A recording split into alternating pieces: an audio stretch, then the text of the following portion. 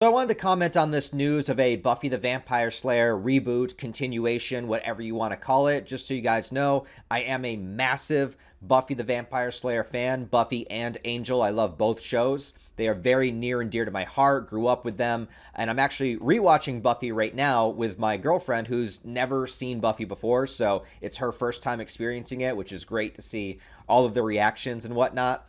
And Buffy is a show I've rewatched numerous times. Every 2 to 3 years, I break out the old DVDs. By the way, when are we ever going to get like a Blu-ray or 4K set of the entire series? Why do I have to keep dealing with the old DVDs, man? Anyways, I think it's streaming on Tubi actually for free if you want to watch it. But anyways, besides that, maybe this will spark that into creation. I wanted to comment on this. So for years and years, there was always talk of the potential of Buffy the Vampire Slayer returning in one way, shape, or form, whether it would be a TV movie or a Netflix series or just a complete reboot from the ground up, recasting all the characters with a new actress playing Buffy and all that. Well, it seems like we are getting closer to doing this sort of, I guess, legacy series, if you want to call it that, and I'll get into my thoughts on that in a minute, because the main thing is I want to be excited about this, but as of this current moment, I'm just heavily cautious, and I don't know if this is going to turn out to be something that I'm going to enjoy. But I want to stay as optimistic as I can. But just from the little information that we have, I don't know. Something about it is sort of rubbing me the wrong way. But essentially, a couple of weeks ago, Sarah Michelle Gellar was doing an interview. I think she's in the new Dexter continuation. And she mentioned that she was open to returning as Buffy someday if they ever did a continuation. And then a couple of days ago, we got this announcement that they are making a Buffy the Vampire Slayer sequel series pilot. And a pilot is essentially the first episode of a series that they submit, and the, Hulu, I guess in this instance, would choose whether or not they want to pick it up or not. So there is not a confirmed full series or full season yet. They are just working on a pilot. And apparently Sarah Michelle Gellar is in talks to reprise her role. I don't even know if that is 100% confirmed yet. But this is the part that kind of rubs me the wrong way, because what the article says here is that sources are saying, and again, these are just sources, this is not 100% confirmation, but that with Sarah Michelle Gellar in final talks to once again play the character, although it would focus on a new Slayer, and Gellar would appear in a recurring role rather than leading the series.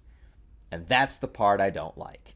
I am not a fan of these like legacy series. Like they've tried to, ever since The Force Awakens, they've tried to do this thing where, we're passing the mantle to a new generation. It's in the same universe, but we have brand new main characters, and then the old cast is just kind of there to hand off the adventures to the new cast. They did it with Star Wars.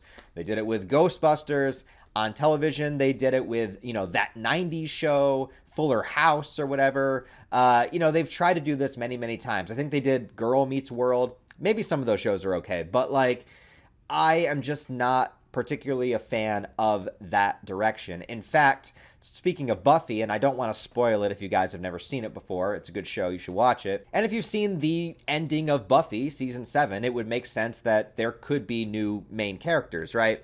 But the thing that I hated the most about the final season of Buffy is that I felt like the potential Slayers took so much time away from the main cast that we followed from the very beginning, and I didn't really care about a lot of them. I like the idea of it, but as far as the characters themselves, I'd rather focus on the main group. Buffy, Xander, Willow, Giles, that's the core group in my opinion.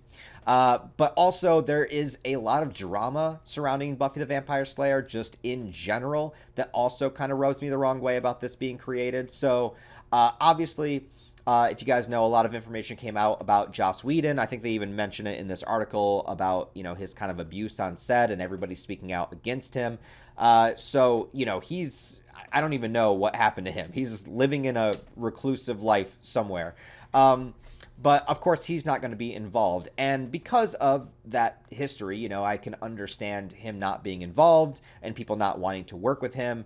And all of that is perfectly fine. And I think there's plenty of other people out there that could probably write these characters and write good stories for them. But the other issue comes with the casting. So like I said, once again, I am not really going to be interested in a show that's going to be starring all brand new characters, a new Scooby Gang, where Buffy is just like a watcher that shows up on occasion or is just a supporting character, or maybe even isn't in every single episode. Like, that's not going to be interesting to me. And, you know, there's also, other drama happening with previous cast members, and I don't know if you'd be able to get them all back, but, to me, like I said, Buffy is the core group. You know, it's Willow, it's Xander, it's Giles.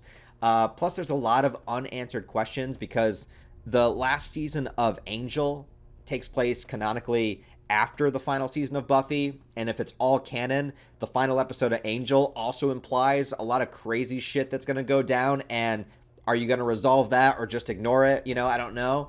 Does Buffy know about Spike? And, like, there's just so many things. There's so many, like, questions that would need to be answered. And also, when it comes to the core theme, the core idea of Buffy, to me, I've always seen Buffy the Vampire Slayer as a series about growing up. It's a coming-of-age story. You know, Buffy starts the series at like 15, 16 years old, and the series ends, she's like 23. So it's like that prime, age group, that age bracket where you're kind of growing and becoming who you're meant to become the most, in life. At least the first big example of that, right? Coming out of adolescence and into adulthood. And that's kind of how I always viewed the Buffy series. Like, it's always been an allegory for growing up and facing these problems in your young adult life. And so I kind of like it that way. I kind of like it just in that capsule. I also kind of like it taking place in the 90s and early 2000s. The vibe of the series is very much that, and that's what I love about it as well. And so seeing Buffy a lot older now, in her late 40s or however old Sarah Michelle Gellar is, it's going to be quite the adjustment, I also hope that they don't follow anything from the comic books, because that continuation I was also not a fan of. Just they do some weird things in the comics, so yeah, let's hope that's rendered non-canon after this. But yeah, like I said, I don't know what other actors you would get back, because some of the main cast dies, and then I know there's drama with Nicholas Brendan that played Xander and his personal life, and I don't know what you would do. As well, if you ever wanted to bring in Angel or Spike, you're going to have to either do some digital de-aging, which is going to require quite the big budget because they're vampires and they're not supposed to age. And, they're both in their 50s now. So I don't know.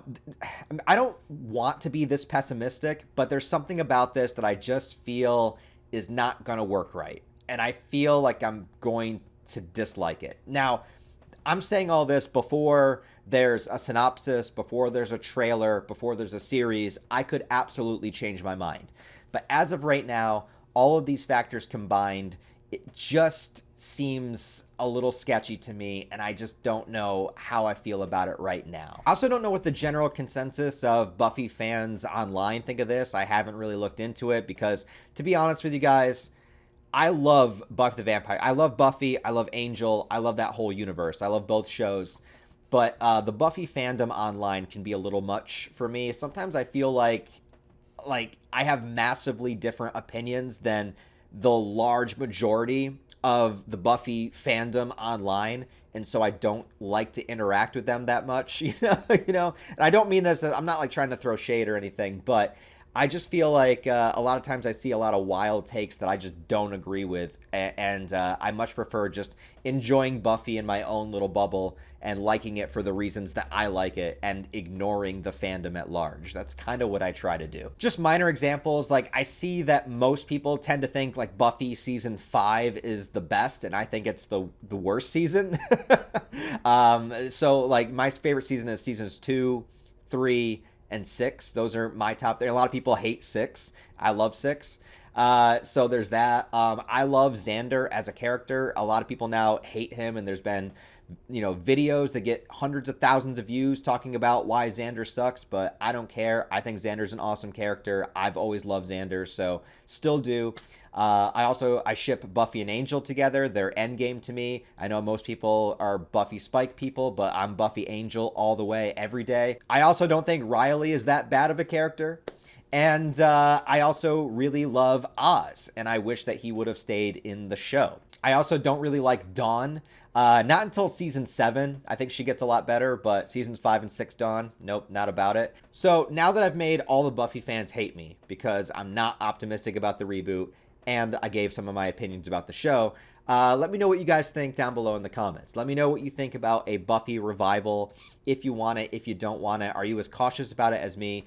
Some of the people on board, I was going to mention this, sorry, I kind of forgot, going off the cuff here, but Chloe Zhao is set to direct. I've never seen anything that she's done, but she did direct the Eternals movie for Marvel, which I heard a lot of people don't like. I can't comment on it because I haven't seen it, but I have seen clips, and the action sequences look good. So if you have solid actors like the Buffy cast and you have good action scenes, I mean, that's one thing where you could improve from the series, because the action scenes in the Buffy series are very low budget and very obvious stunt doubles, for the time and budget that they had. I think it's charming in a way, you know what I mean? But that's something you could definitely improve. So that would be cool. But yeah, I'm not about this legacy sequel having a new cast thing. It does not appeal to me. I'd rather the show be about Buffy. Where is Buffy now as an adult, especially in the world that they left behind at the end of season 7, and particularly at the end of season 5 of Angel?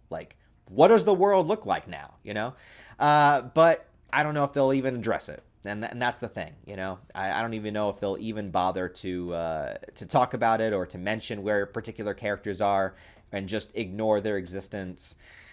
And that's what I don't want to see. Anyways, are you guys more optimistic than me for this Buffy the Vampire Slayer new? Probably most people that subscribe to me don't care, but I wanted to talk about this.